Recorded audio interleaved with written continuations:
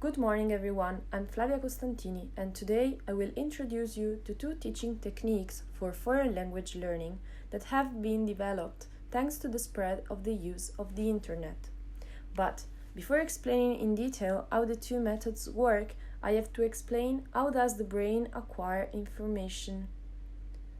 Following numerous neurolinguistic studies, the concept of bimodality has been defined, according to which both functions of the brain, the analytic one of the left hemisphere and the global one of the right hemisphere, interact in the learning process. When a deep interaction between the two hemispheres occurs, acquisition is generated. An unconscious process that allows information to be stored in long-term memory and to be transformed into skills. On the contrary, learning is a rational process governed by the left hemisphere. It is also necessary that the acquisition takes place in stages, according to the natural sequences that represent the educational path. This implies that, to acquire a generic competence within the sequence, it is necessary to have already acquired the previous elements. In order to carry out this process correctly, it is fundamental to make sure that the affective filter is not inserted. This filter is a sort of barrier that can be raised or lowered as a defense mechanism of the person, according to his or her psycho-emotional condition. Therefore, situations that cause stress or anxiety should be avoided. Finally, another fundamental aspect is motivation. The main ones are the sense of duty and need, both linked to the left hemisphere, the rational one, and the sense of pleasure that involves the right hemisphere, that, if stimulated through specific activities, allows interaction of the two hemispheres and facilitates acquisition. The two learning techniques that I will explain are based on interactivity that allows not only the transmission of information, but also the active engagement of students. In fact, most of the information we remember comes from an active and above all practical approach to learning, which is implemented in game-based learning and in e-learning. With the term e-learning or online learning, we refer to the distance education process based on digital technologies that are mainly distributed through the internet. The three main aspects of e-learning are remote access to resources and services. These are provided by an authority, such as schools or universities, through appropriate environments, such as Moodle. Remote information exchange. Materials and documents can be shared in the community of practice, thanks to a specific virtual learning environment. Collaboration. Collaborative group interactions promote active learning, knowledge sharing, and social interaction. Thanks to the internet, it is possible to create collaborative learning activities both in synchronous and asynchronous mode and offline.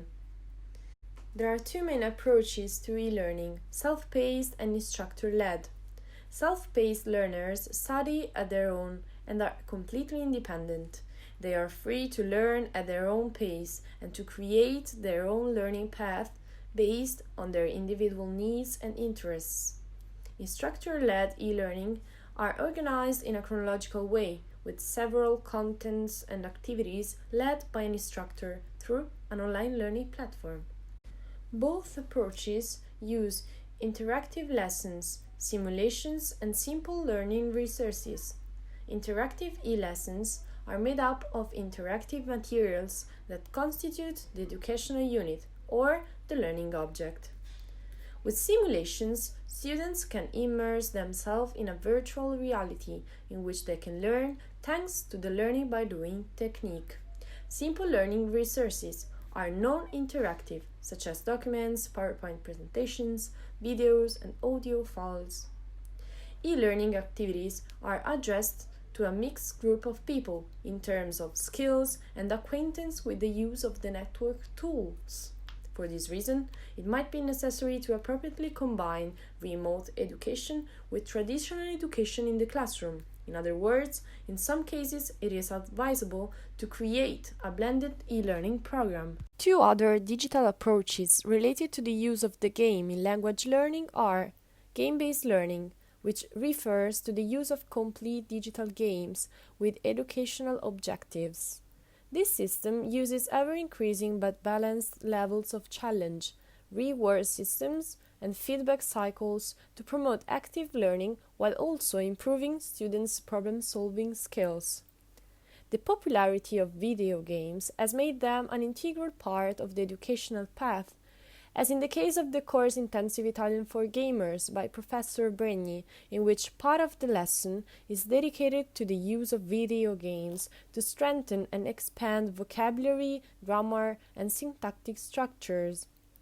The other one is gamification, defined as the application of game design elements and game principles in non-game contexts. This new phenomenon has taken on great importance as a tool that generates motivation and concrete results. This is possible thanks to the high level of involvement and competition that leads individuals to commit more and longer to achieve better results and show them to the others. One example is the Kahoot platform, which allows teachers to create personalized multiple-choice quizzes to monitor each student's progresses towards learning objectives. To conclude, an immersive ludic didactics appropriately modulated according to the age group and language level of the learners can therefore contribute to raise motivation and curiosity, leading to excellent results in terms of learning.